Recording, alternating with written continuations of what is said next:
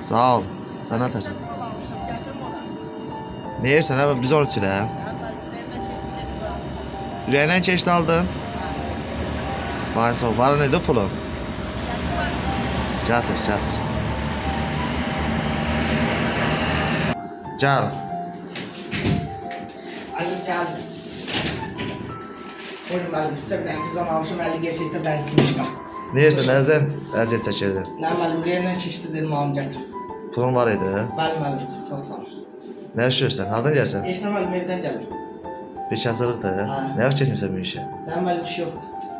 Fayın sağ olsun, sağ ol. Çok sağ ol malum. Otur, çay iç get. Ya çok sağ ol malum. Gel otur, çay iç get. Allah sana sağ olsun malum, tanesi ol. Sağ ol. Söz deyirəm, genə şəp geyinibsən sən?